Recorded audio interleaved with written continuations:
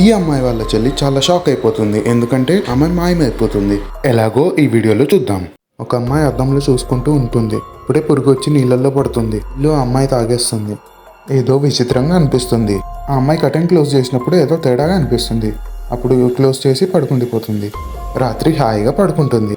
లేకంగానే ఆ అమ్మాయి మాయమైపోతుంది. ఆ అమ్మాయి ఫోన్ హాల్లో పెట్టేసి చెప్పులు వేసుకొని టవల్ తీసుకొని బాత్రూంలోకి వెళ్ళిపోతుంది. బాత్రూంలోకి వెళ్ళగానే ఆ అమ్మాయి చెప్పులు అక్కడ పెట్టేసి టవల్ అక్కడ పెట్టేసి ట్యాప్ ఆన్ చేసి టూత్పేస్ట్ తీస్తుంది. టూత్పేస్ట్ తీసి అద్దంలో చూడంగానే అమ్మాయి షాక్ అయిపోతుంది. వాళ్ళ చెల్లి లెగుస్తుంది. పరిగెత్తి బాత్రూమ్ దగ్గరికి వస్తుంది. అంతా ఓకేనా అని అడుగుతుంది. అప్పుడే వాళ్ళ అక్క నేను కనిపించడం లేదా అని అడుగుతుంది. కనిపించడం లేదంటే ఏమర్థం అని వాళ్ళ చెల్లి అడుగుతుంది. వాళ్ళ చెల్లి లోపలికి వస్తుంది. బాత్రూమ్ మొత్తం ఎతుకుతుంది. కానీ వాళ్ళ అక్క కనిపించడం లేదు. కానీ వాళ్ళ అక్క మాట మాత్రం వినిపిస్తుంది. చెల్లి భయపడుతుంది. లెట్రూమ్ డోర్ ఓపెన్ చేసి చెక్ చేస్తుంది. కానీ వాళ్ళ అక్క వెనకాల నుంచి అరుస్తుంది. వాళ్ళ చెల్లి భయపడుతుంది. ఇప్పుడే వాళ్ళ అక్క నీళ్లు పోసుకుంటే తన రూపం కనిపిస్తుంది. అప్పుడు టవల్ తీసుకొని తన ఒంటి మీద వేసుకుంటే మొత్తం తన రూపం కనిపిస్తుంది. వాళ్ళ చెల్లి షాక్ అయిపోతుంది.